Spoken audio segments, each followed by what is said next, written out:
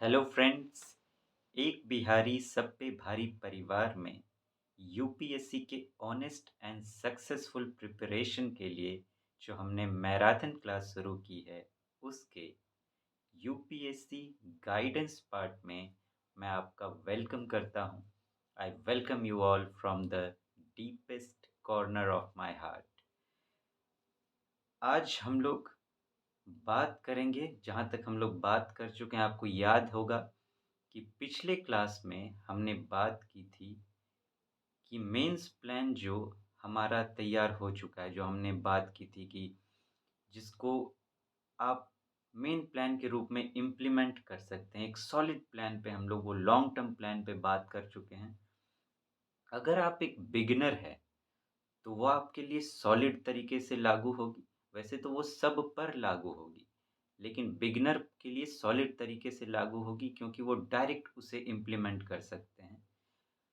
लेकिन एक क्राइटेरिया मैंने और बात की थी कि इन केस कि अगर आप किसी स्टेज पर आपको फेल्योर का सामना करना पड़ता है, इन केस किसी स्टेज पर आप फेल हो जाते हैं, तब या फिर जो ऑलरेडी फेल हो चुके हैं इस फील्ड में, उन्हें फेल्योर का सामना करना पड़ा है, अब फिर से उन्हें आगे तैयारी करने की ज़रूरत है, तो वो क्या करेंगे? उनके लिए प्लानिंग कैसी होगी? प्लानिंग जो मैंने मेन प्लान बात की है, उनके लिए भी वही प्लानिंग होगी, उसमें एक थोड़ा-सा चेंज होगा। तो वो चेंज क्या होगा, उस चेंज पर आज हम लोग बात करने जा रहे हैं। आपको याद होगा कि मेन प्लान जो हमने बनाया है वो 3 साल का बनाया है, 3 साल। इन केस अगर किसी स्टेज पर, आप जानते हैं 3 स्टेज होते हैं।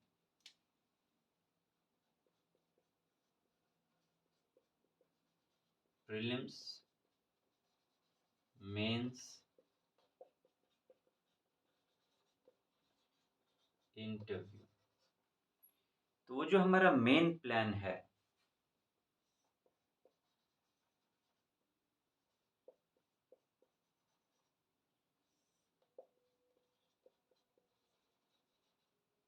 थ्री इयर्स प्लान, वो सब पर लागू होता है। ये बात मैं फिर से रिपीट कर रहा हूँ, बार बार कह रहा हूँ, वो सब पर लागू होता है।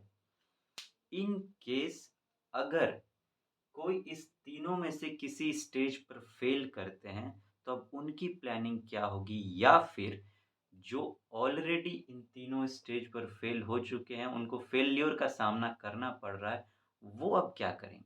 दोनों, जो नए-नए जाकर फेल आगे हो सकते हैं, वो फेल क्यों होंगे, उसका बेस मैं तैयार कर चुका हूँ। इससे पिछली जो क्लास थी हमारी, उसमें हमने यही बात की थी कि ये जो फेल्योर्स हैं उसके क्या चरण हैं, कैसे, क्यों, क्या रीज़न्स हैं, उस ग्राउंड को मैंने तैयार करने की कोशिश की थी। ये जो फेल्योर है इसका रहस्य क्या है? क्या मिस्ट्री है इस फेल्योर का? तो जो बिगिनर इसको इम्प्लीमेंट करेंगे, अगर वो इसको लागू करने में कहीं चूकेंगे, इसको निभाने में चूकेंगे, अगर निभाएँगे तो उन्हें कोई रोक नहीं सकता, लेकिन अगर निभाने में चूकेंगे तो वाजिब-सी बात है। यूपीएससी की आपसे कुछ एक्सपेक्टेशंस हैं, वो चाहता है कि आप पहले अपने आप को तैयार करें, और अगर आप वो नहीं करते हैं तो फेल तो होना लाज़मी है। To be honest, to be truthful, मैं जो कहूँगा एकदम साफ-साफ कहूँगा, मुझे कोई झिझक नहीं है कहने में। तो अगर आप नहीं लागू करते हैं, तो ऑब्वियस सा बात है ऐसा होगा ही होगा, कोई नहीं रोक सकता उसको। अगर आप लागू कर सकते हैं, तो आपको आगे जाने में भी कोई नहीं रोक सकता, दोनों बातें।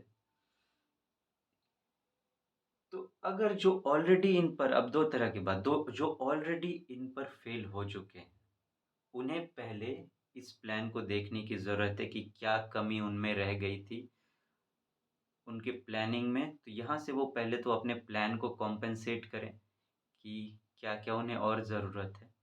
अब जो मैं बात करूँगा आगे उसके बाद, वो क्या करना है, वो दोनों के लिए लागू होगा। जो अब तैयारी शुरू करेंगे, आगे जाके उन्हें ऐसा सामना करना पड़ रहा हो, या फिर जो ऑलरेडी हो चुके हैं वो। इन केस आप मान लीजिए कि आप प्रीलिम्स में फ़ेल हो जाते हैं। इन केस आप प्रीलिम्स में फ़ेल हो जाते हैं, तो अब आपको क्या करना चाहिए? एक चीज़ हम चूक जाते हैं, जो हमारे फेल्योर में सबसे बड़ा कारण बनता है। क्या? कि हम एग्ज़ाम देकर तो चले आते हैं और बस चले आते हैं और रिज़ल्ट का आगे की तैयारी में लग जाते हैं, रिज़ल्ट का इंतज़ार करने लगते हैं। आप सोच रहे होंगे तो यही तो सब करते हैं, इसमें गलत क्या है? गलत नहीं है। लेकिन इस तैयारी के लिए आपको हर पॉइंट के लिए तैयार रहना पड़ेगा, आपको विज़नरी होना पड़ेगा, फ्यूचरिस्टिक होना पड़ेगा, आगे की सोच लेकर चलनी होगी। करना क्या चाहिए? आप मान लीजिए प्रीलिम्स एग्ज़ाम देकर आए, अभी मेंस एग्ज़ाम देकर आए या इंटरव्यू ही देकर आए, जो भी देकर आए हों, अगर तीनों देकर आए हैं तो तीनों। आपको करना ये चाहिए कि जब आप एग्ज़ाम देकर आएँ, तो लिखें कि आपका एक्सपीरियंस कैसा रहा एग्ज़ाम का। मान लीजिए मैं एक को लेकर बात करूँगा, आप सब पर उसे अप्लाई कर दीजिएगा, ठीक है? प्रीलिम्स का एग्ज़ाम देकर आए, जिस दिन देकर आए, अगर उस दिन थके हुए हैं, तो कोई बात नहीं, उस दिन आप आराम कर लीजिए, रात में आराम कर लेकिन अगले दिन निश्चित, निश्चित, निश्चित आपको उस एग्ज़ाम डे का जो आप एग्ज़ाम देकर आए हैं, उसका एक्सपीरियंस लिखना चाहिए, एक-एक पॉइंट पकड़ कर।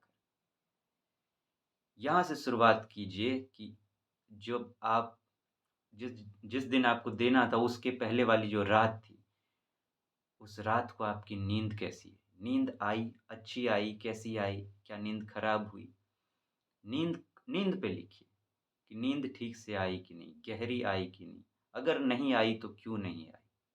फिर सुबह आप जब उठे, तो क्या धड़फड़ी में थे? क्या एग्ज़ाम का टेंशन दिमाग में चल रहा था? टेंशन तो देखिए वो तो चलेगा लाज़मी है। ये देखिए कि क्या आप धड़फड़ी में थे, बहुत हड़बड़ी में थे? क्या अब भी आप नोट्स उल्टा रहे हैं अपने कॉपी के पढ़ने के लिए? कि अभी मैं कुछ पढ़ लूँ, पढ़ लूँ, पढ़ लूँ? क्या ये सब आप कर रहे हैं? ये सब लिखिए। अब जब आप सेंटर पे पहुँचे, तो सेंटर पे पहुँचे, तो अब वहाँ के माहौल को लिखिए कि उस माहौल में आपकी क्या स्थिति थी? आपके दिमाग की क्या स्थिति थी? आपके शरीर की क्या स्थिति थी? क्या उस माहौल से आप घबरा रहे थे? क्या अंदर-अंदर आपको डर लग रहा था? क्या जो है वहाँ के स्टूडेंट्स को देखकर आपके मन में घबराहट पैदा हो रहा था कि अरे ये तो बड़े पढ़ाकू सब लगते हैं, मैं तो ज़ीरो लगता हूँ, इस टाइप की फीलिंग आ रही थी। आप नोट्स उल्टा रहे हैं, उल्टा रहे हैं, उल्टा रहे हैं। आप अंदर प्रवेश किए एग्ज़ाम हॉल में आप बैठे, एग्ज़ाम हॉल में आपके दिमाग की क्या स्थिति है? क्या आप डर रहे हैं या कैसा एक्सपीरियंस हो रहा है आपका? एक-एक पॉइंट पकड़ के पॉज़िटिव, नेगेटिव दोनों। अब आपको ओएमआर सीट मिल गया है। ओएमआर सीट आप आराम से भर पा रहे हैं कि नहीं? कहीं आपको कुछ प्रॉब्लम तो नहीं हो रहा, मन घबरा तो नहीं रहा है? क्वेश्चन पेपर आ गया। क्वेश्चन पेपर आ गया, अब उस क्वेश्चन पेपर को आप आराम से सॉल्व कर पा रहे हैं कि नहीं? धड़फड़ा रहे हैं क्या? कि बहुत दिमाग का प्रेशर है? किस तरह से आप उसको सॉल्व कर रहे हैं? जो स्ट्रैटेजी आपने बनाई हुई थी एग्ज़ाम को सॉल्व करने की, उसी स्ट्रैटेजी से आप क्वेश्चन को सॉल्व कर पाए कि नहीं? कि धड़फड़ा के आप वो स्ट्रैटेजी भूल गए या फिर आप स्ट्रैटेजी में कुछ गड़बड़ कर गए, उसे लिखिए। पहला पेपर हो गया, बीच का जो टाइम पीरियड होता है 3 घंटे का, उसका एक्सपीरियंस लिखिए। फिर सीसैट आपने दिया, उसका एक्सपीरियंस लिखिए कैसा रहा? इसी सब को लेकर जैसे प्रीलिम्स के फर्स्ट पेपर के लिए किया। फिर एग्ज़ाम देकर आप निकले, तब आपके दिमाग का माहौल कैसा था? यहाँ तक की बातें आपको लिखनी है। ये एक एक्सपीरियंस हो, इस एक्सपीरियंस को आपको हर एग्ज़ाम के साथ लिखना चाहिए। अब उस बात पर आते हैं कि इन केस जब रिज़ल्ट आया, आप जिस भी स्टेज पर फ़ेल किए हो, मान लेते हैं आप प्रीलिम्स पे फ़ेल कर गए।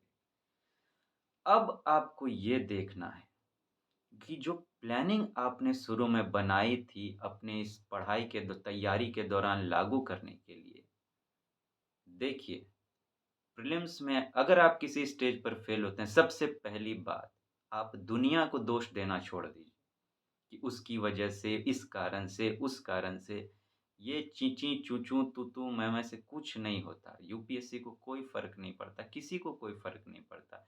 यहाँ तक कि अगर आप इस तरह की बातें करेंगे, तो नेचर भी आपके अगेंस्ट हो जाएगी। कि ये तो दूसरों को दोष देने वाला है, ये तो अपने आप को दोषी मानता ही नहीं है या मानती ही नहीं है। इसको तो बस उँगली सामने ही रखनी है, इसके अंदर मेहनत करने का जज़्बा नहीं है, बस ये भाग्य के भरोसे है। ऐसा प्रकृति मानेगी और प्रकृति आपके अगेंस्ट हो जाएगी। अगर प्रकृति आपके अगेंस्ट हुई, देखिए ऐसा होता है, तो फिर आपके साथ कुछ सही नहीं होने लगेगा। इसलिए दूसरों को सबसे पहले आपको दोष देना छोड़ना। ये मानना है कि मैं हारा हूँ, मैंने फ़ेल किया है तो गलती मेरी रही है। सबसे पहले इस चीज़ को मानना है। अब जो आपने प्लान तैयार किया था, शुरुआत में जब आपने प्रिपरेशन की शुरुआत की थी, वहाँ से जब तक आपका एग्ज़ाम हुआ, आप देखिए कि आपने क्या-क्या गलतियाँ की, अपने प्लान को निभाने में, अपने रूटीन को निभाने में। क्या आपने सही से पहले प्लान बनाया था? एकदम हाइपर हाइपर प्लान बना लिया ऐसा जिसे आप निभा ही नहीं पाए? क्या प्लानिंग में ही गड़बड़ी थी? प्लानिंग में गड़बड़ी थी तो क्या गड़बड़ी थी उसे देखिए, उसे वहाँ पे लिखिए कि ये गड़बड़ी हुई मुझसे। क्या आपने प्लान में बहुत सारे एक्सपेरिमेंट किए? प्लान बना लिया, अब हफ्ते में, 10 दिन में, 15 दिन में, महीने दिन में तुरंत-तुरंत आप प्लान बदल रहे हैं।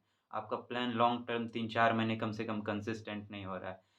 आपके पास 2 तरह के प्लान नहीं थे, एक लॉन्ग टर्म प्लान, एक शॉर्ट में, शॉर्ट इन द सेंस 3-4 महीने कम से कम जो निभे, यानी कि 2 दिन 4 दिन में आप प्लान बदल रहे हैं। क्या बहुत एक्सपेरिमेंट आपने किया।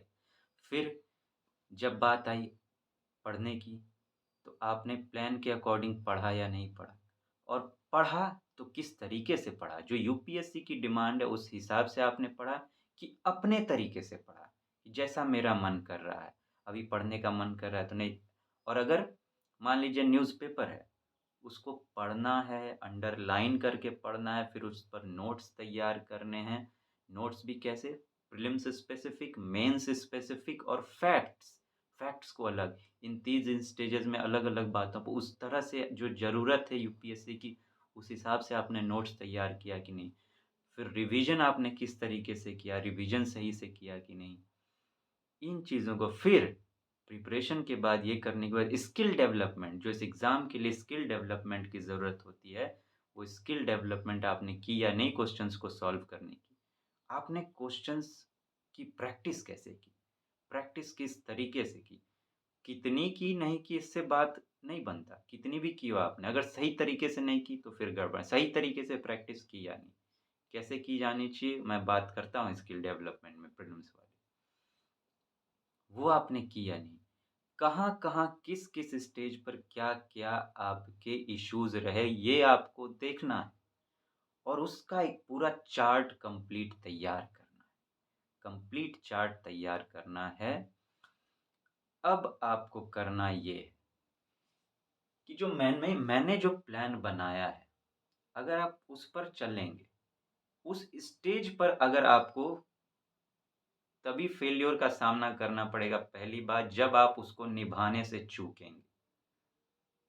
अगर निभाएँगे तो फेल्योर का सामना नहीं करना पड़ेगा।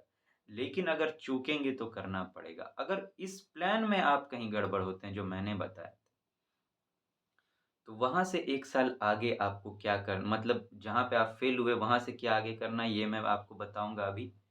और अगर आप ऐसे स्टूडेंट हैं जो ऑलरेडी अपने प्लान के हिसाब से फेल हो चुके हैं, तो उन्हें पहले इस प्लान को देखना है जो मैंने मेन प्लान बताया था वो देखिए और फिर अपना प्लान देखिए कि क्या कमी रहेगी। अगर आपको आपका प्लान बेटर लगता है, तो आप अपने प्लान को इम्प्लीमेंट कीजिए अपने तरह से इम्प्रूव करके, कोई दिक्कत नहीं। अगर आप यहाँ से कुछ लेना चाहें तो आप ले सकते हैं, उसे बनाइए। अब मान लेते हैं कि आप किसी स्टेज पर फेल हुए, तो आपको करना क्या है? मैंने बताया वो, जो ये प्लान तो आपको देखना ही देखना है। अब मैंने बताया कि आपको जो-जो कमी आपने रखी है अपने रूटीन को निभाने में, अपने प्लान को निभाने में, उसकी लिस्ट तैयार करनी है। जो भी एक्सपीरियंस की बातें, ये आपको लिस्ट करनी है। अब आपने जिस स्टेज पर फ़ेल किया, अब यहाँ से आपको 1 साल और जाना होगा, क्योंकि अब अगले साल आपका एग्ज़ाम होगा। तो ये जो फिर से आपका एग्ज़ाम देने तक का की जो पीरियड है, आपको इसके लिए फिर से प्लान बनाना है। इस 1 साल के लिए आपको फिर से प्लान बनाना है। जिसमें आपने जो ये कमियाँ रखी, इस कमी को हटाने के तरीके को वहाँ डालिए, प्लान वही होगा। देखिए, मैंने 2 साल का पढ़ाई का प्लान बनाया था, तीसरा स्किल डेवलपमेंट का प्लान बनाया था 1 साल का। तो आपको अब ये करना है कि जो कमी आपकी रह गई, पहले तो अपनी तैयारी में आप उसको उसको डालिए, उस कमी को पूरा कीजिए एक तरफ और साथ में वो जो प्लस अब 1 साल लगेगा, इसमें आपको स्किल डेवलपमेंट अपना पूरा करना है। क्योंकि मेरी जो स्किल डेवलपमेंट की वो जो प्लानिंग है, क्वालिटी 1 ईयर, वो रिज़ल्ट आने तक की है। तो वो आपको रखना ही रखना है और साथ में जो तैयारी में आपकी कमी रह गई है, जो आपने गलतियाँ की, उसको आप किस तरह से सुधारेंगे, उसे रखना है वो और 1 साल वो क्वालिटी डेवलपमेंट, इसे मिलाकर आपका 1 साल अब और हो जाएगा, तो वो 3 साल प्लस आपकी गलतियाँ सुधारने की वो 1 साल की तैयारी। आपको जो आपकी जो प्लानिंग होगी, जो आगे जाके अगर आपको फेल्योर का सामना करना पड़ता है या आप ऑलरेडी फेस कर चुके हैं, आपकी प्लानिंग 4 साल की हो जाएगी, टोटल 4 साल की। तो 3 प्लस 1 ईयर ये हो जाएगा इन केस ऑफ फेल्योर, ठीक? In case of failure.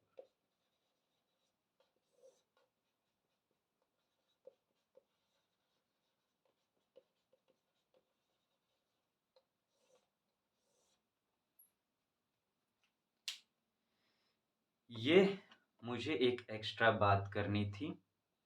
अब हम लोग नेक्स्ट क्लास से जो मैंने मेन प्लान पे बात की थी, अब उसकी एक-एक स्टेज को पकड़कर हम लोग बिल्कुल डेप्थ में जाएँगे। बिल्कुल डेप्थ में, डीपेस्ट में जाएँगे, एक-एक चीज़ को समझेंगे, निचोड़ेंगे उसको पकड़ के, ताकि जो अब हमारी प्रिपरेशन है उस हर स्टेज की, वो सॉलिड तरीके से हो सके बिल्कुल। अब देखिए मैंने प्लान तो आपको बता दिया, लेकिन वो तो एक सरफेस प्लान है, लेकिन अब उसके डेप्थ में उसको समझना तो होगा गहराई में जाके, ताकि कि आप उसको लागू करेंगे तो किस तरीके से करेंगे, उस पर बात करनी है।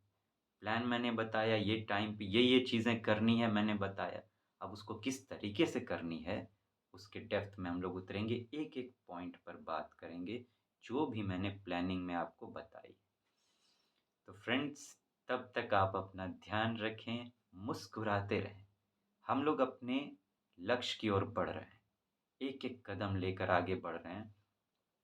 कहते हैं, छोटी-छोटी बातों से संपूर्णता आती है। एक-एक कदम लेने से मंजिल पूरा हो जाता है और मंजिल पूरा होना कोई छोटी बात नहीं होती, है कि नहीं?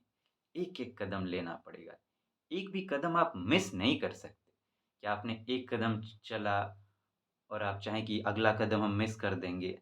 अगर छलांग मारने की कोशिश कीजिएगा, गलत तरीके से, कि हम 4 स्टेप मैंने छोड़ दिया, 5वें पे डायरेक्ट छलांग मार रहे हैं, या तो पाँव में मोच आ जाएगा, पाँव क्रैक भी हो सकता है या फिर गड़बड़ हो जाएगी, क्योंकि बीच के आपने कई स्टेप्स मिस कर दिए। Missing is not allowed in this preparation.